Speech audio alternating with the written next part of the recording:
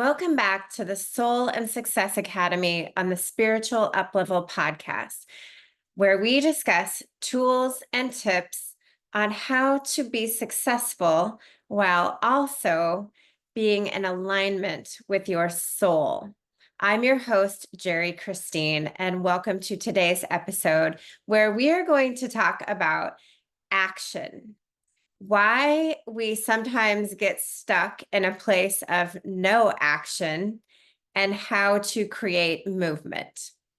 So in some of our earlier episodes, we talked about our future self as well as goals. So in one of the very first episodes, we did a meditation that was designed to allow you to meet the version of yourself that you dream about. I call it the future self, although quantum physics would tell us that there's no such thing as time and space. And so it's actually a current version of yourself. You just need to allow it.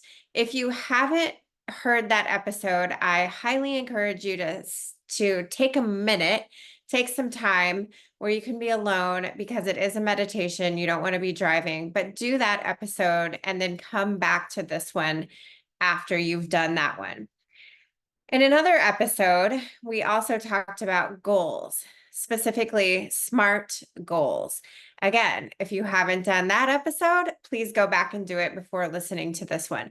But goals should be so strong, so specific, so measurable, so enticing to your soul that they actually pull you forward. You can't help but take action on a goal that is perfect for you. And so why do we get stuck sometimes in a place of no action? Well, there's three main reasons. One, the fear of failure. Two, perfectionism.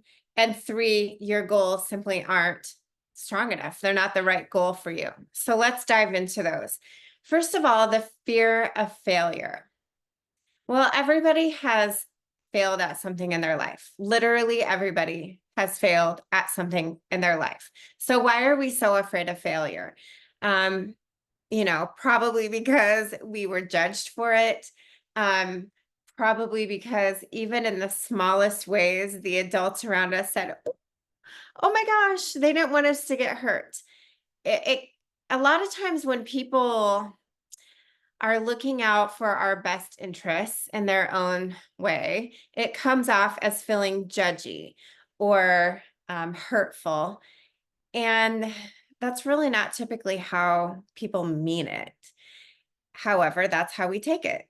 So we feel judged, we feel hurt, we feel belittled, maybe.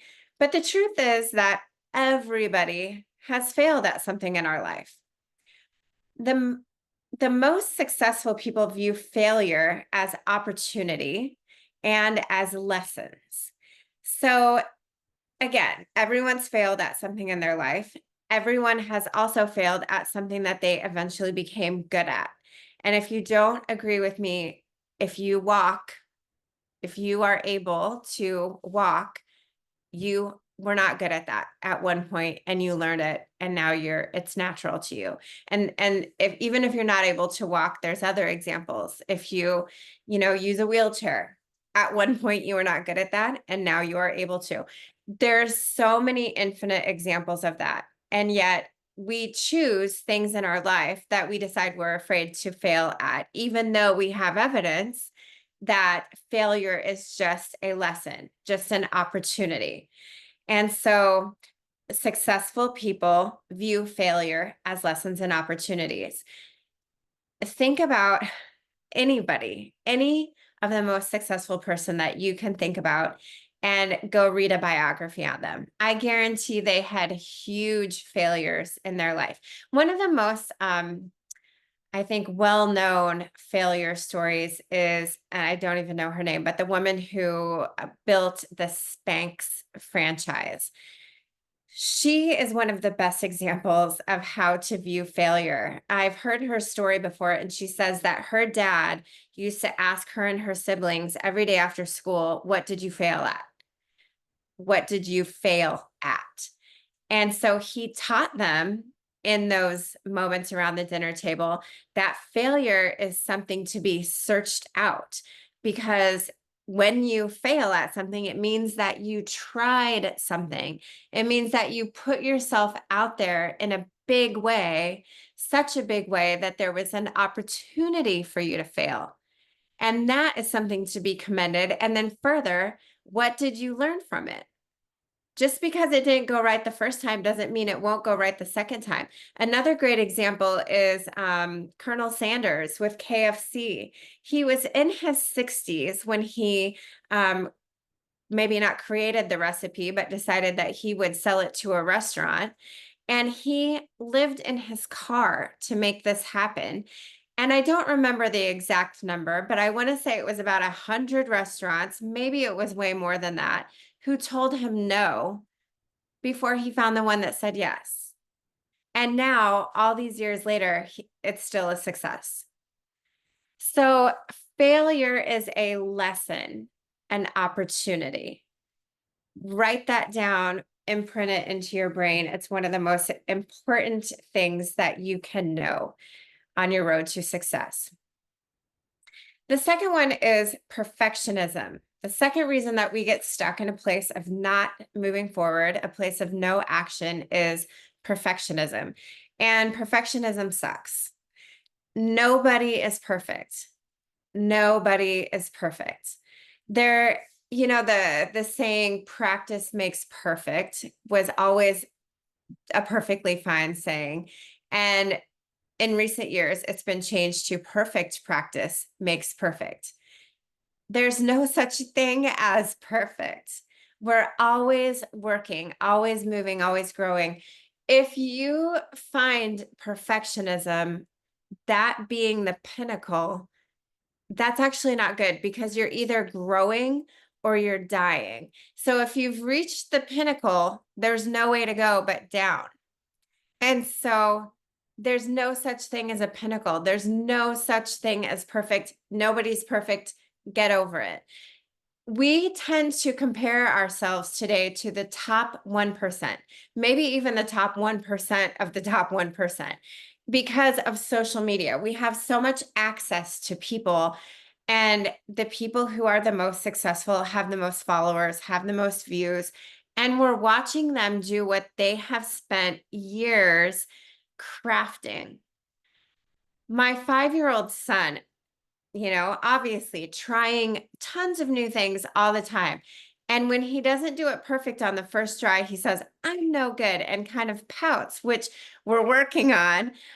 Obviously, we don't want him to have that mindset, but we're like, buddy, why do you think you should be perfect? But he watches all of these people on TV and the shows that he watches that do things in such a cute, perfect little way, but they were never perfect in the beginning.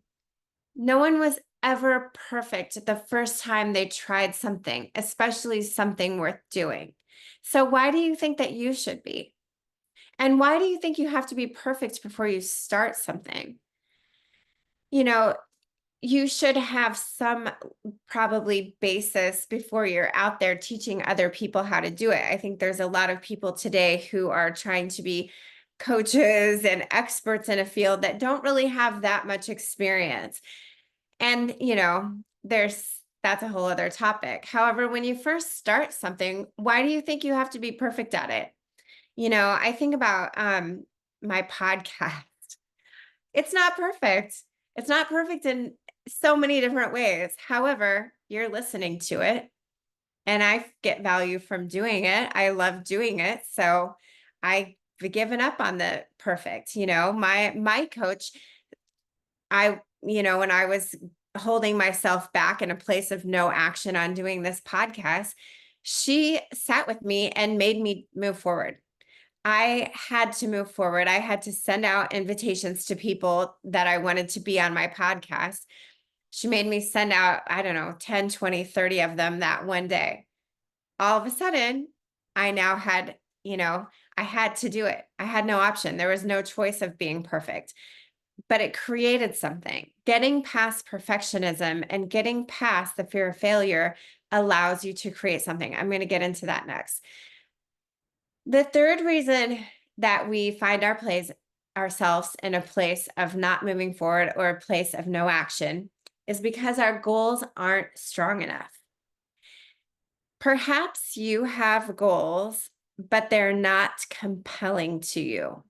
The biggest reason that I see for this with clients is that they have chosen goals that do not light them up. They are goals that they feel like they have to do or should do. And you've heard me say it before, don't should on yourself. Don't do it. This is your life, your one life to live. Find a goal that lights you up. If you're living for someone else, ask yourself why. Why? And there's times where we have to live for other people. Like if you have children, you have to do things for them. You can also find a goal that lights you up. Do something for you too. It's time to get real with yourself about who you are and what you want in life. This is your one life. Are you going to live it big or are you going to have regrets in the end? Time to get real about that. The dream that you have in your mind when you're thinking big, when you allow yourself to dream, is yours and yours alone. The world is waiting for you to move forward in the direction of your dream. I'm not even going to say the world is waiting for you to accomplish the dream because people are so inspired by watching someone move forward in the direction of their dream. The world is waiting. And if you don't do it, eventually God will give that dream to another person who will do it. Because if you have that dream, the world needs it. And if you're not going to do it, God's going to give it to somebody else who will. So will it be you or will it be somebody else and you'll watch them do it and regret it and say, oh, I used to have that dream. I even had a better way of accomplishing it, but I didn't have the guts to do it. So how do we move from a place of that not doing, that place of no action, into a place of action? How do we do that? Because action is where the magic is created. So there's 3 different ways. First of all, move, create action. Secondly, stop caring about perfectionism and fear of failure. And third, say yes. So let's get into it. First of all, move. Get your ego out of the way and create action toward your goal today. Even if it's a little tiny action. I told you the example of my coach who made me create action one day when I was in all sorts of resistance. And guess what? It created this podcast, which you are listening to today and hopefully getting some value out of. Action creates more action. That's a law of the universe. Action begets action. 2 books that I want to recommend to you. The Slight Edge by Jeff Olson and one more by Ed Milet. Both of these books talk about how doing just a little bit towards your goal every single day is more than 90% of the people in the world will do. And if you do one step, eventually you will create evidence to your own self that you can do hard things, that you can trust yourself, and that when you set a goal, you will achieve it. So if you do one step every single day, eventually that step will become bigger. You'll start setting bigger goals. You'll start doing more things. And Ed Milet's book, One More, he talks about that, just that, doing one more. So your goal was to run 1 mile, do one more, or do a little bit more. It doesn't have to be double. You don't have to run 2 miles, but maybe you can run 1 mile and 100 yards. Maybe you can run 1 mile and a quarter. Whatever it is, do a little bit more.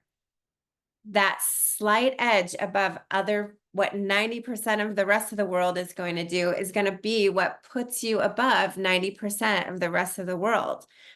And then you're going to be a person that they look at. 2, stop caring about perfectionism and fear of failure. These both come down to you caring way too much what other people think. So if you're a perfectionist or you have a fear of failure, The bottom line is you care way too much what other people think of you. And let me clue you in on a spoiler alert. No one's thinking about you. Nobody is thinking about you. Imagine this. We all think when we walk into a room, it's so natural for all of us to think everyone's looking at us. However, if you are thinking, oh my gosh, everyone's looking at me, that means that everyone else is thinking, oh my gosh, everyone's looking at me, and they are not noticing you. And if they are, it's barely a little bit. Barely a little bit. Everyone, we are all egocentric. We are all constantly thinking about our own self. And if that's true for you, and that's true for me, that's true for everybody else, which means they're not thinking of you. So get over it and move forward. Even if they are thinking of you, it is only a reflection of how they are thinking of themselves. For example, you walk into a room and other people notice you. It's usually, if it's other women, it's usually because they're thinking, oh my gosh, she is so beautiful. Or, oh my gosh, I wish I had that confidence. Or, oh my God, it's always a reflection of what they're thinking of themselves. If they're being judgy about it, it is because they are jealous that you are doing something that they don't have the guts to do. Again, 90% of people will not move forward every single day on their goals. You're doing it, and so they are judging you only because they are judging themselves for not having the guts to do it. They just don't have the guts to even admit that they're judging themselves and not you.